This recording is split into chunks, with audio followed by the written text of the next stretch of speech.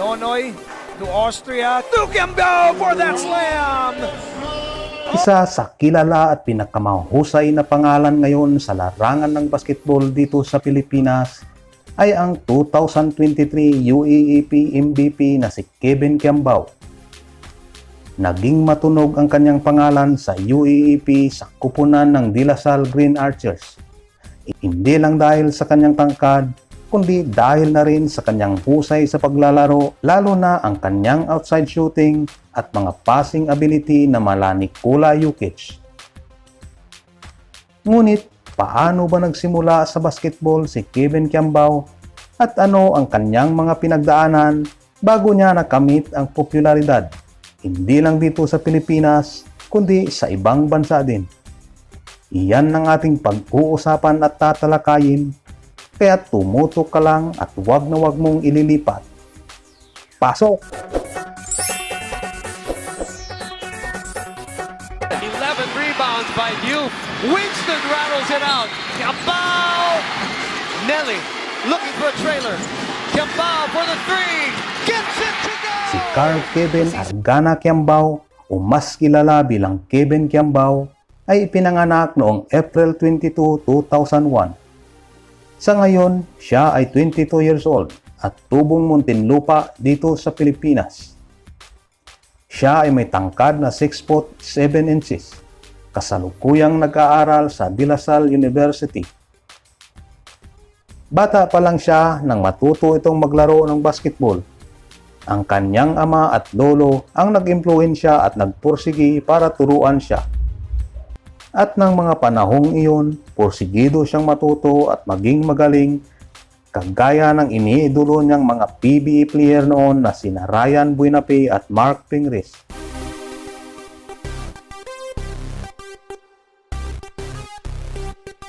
Una siyang naglaro sa mga minor leagues sa iba't ibang barangay.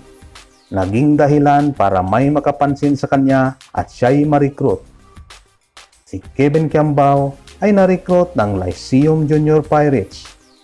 Ngunit dahil sa hilaw pa siya noon at maraming mas magagaling sa kanya, 2 taon siyang hindi isinama sa lineup at nanatili lamang ito sa Lyceum's Team B.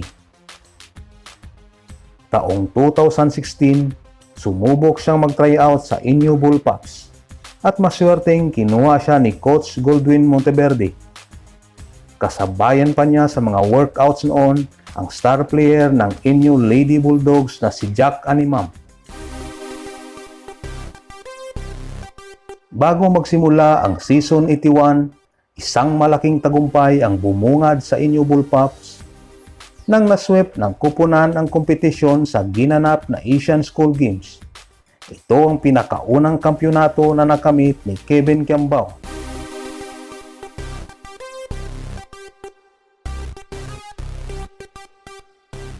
Sa unang laro niya kalaban ang natalong UST Tiger Cubs, nagtala siya rito ng 13 points, 8 rebounds, 2 assists at 2 blocks.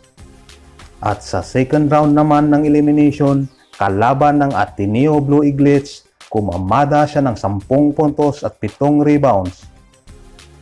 At sa sumunod na laro, tinambakan nila ng tumataginting na 51 points ang UP's Junior Maroons. Dito, nakapag-ambag siya ng double-double na 10 points at 11 rebounds. Na-sweep nila ang second round. At sa finals, muli nilang nakatapat ang Ateneo na noon ay pinangungunahan ni Kai Soto. Sa Game 1, kung saan ay panalo nila ang laro, nagtala siya ng 14 points at 13 rebounds. 8 points, 6 rebounds, 5 assists at 2 blocks naman ang naiaambag niya sa Game 2 para matalong muli ang Ateneo Blue Eaglets at makuha ang UAAP Junior Championship sa unang pagkakataon simula noong 2016.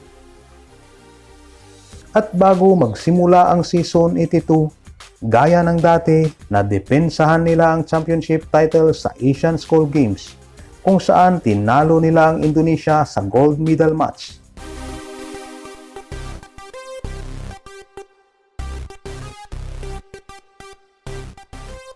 Gaya ng nangyari noong Season 81, nakuha ng Inyo Bullpups ang championship title sa ikalawang pagkakataon.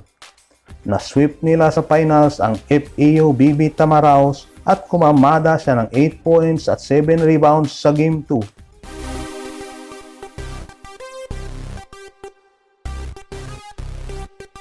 August 1 ng taong 2020, pinili niyang mag-aral at maglaro sa De La Salle Green Archers.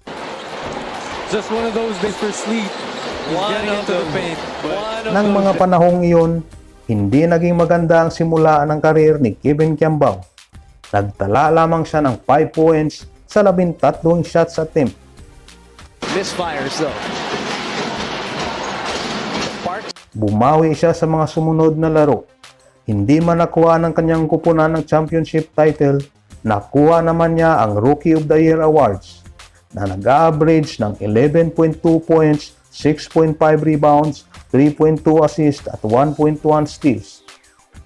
October 28, 2023 Season 86, nakapagtala si Kevin Kiambao ng pinakauna niyang triple-double na may 17 points, 11 rebounds at 14 assists sa panalong laban kontra sa National University. Siya ang pinakaunang UEEP player forward na nakakuha ng triple-double record, kasunod ni CJ Cancino noong 2018, at pinakauna at nag-iisang Green Archer na nag-triple-double sa iisang laro.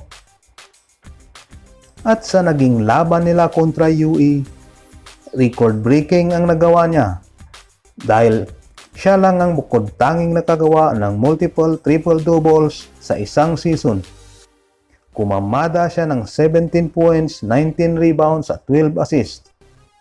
Ito marahil ang isa sa naging dahilan kaya nakuha niya ang Finals MVP kasabay ng championship title ng DLSU. Pinakaunang kampyonato ng Green Archers simula noong 2016. Siya rin ang pinakaunang UEEP player pagkatapos ni Arwin Santos noong 2005 na nakakuha ng season MVP at finals MVP sa iisang season lamang. Kevin Kiambao. Panoorin ang aming laro laban sa Lebanon sa February 24 at Taong 2022, unang sabak ni Kevin Kiambao sa ating Gilas Pilipinas senior team. Pagkatapos nitong tumanggi noong nakaraang taon sa isang imbitasyon para sa training pool ng national team. Napasama siya sa lineup na binuo para sa third window ng 2023 FIBA World Cup qualifier. At dito, nagtala siya ng pinakamataas na average sa assist na 4.2 na may 6 points at 3.5 rebounds.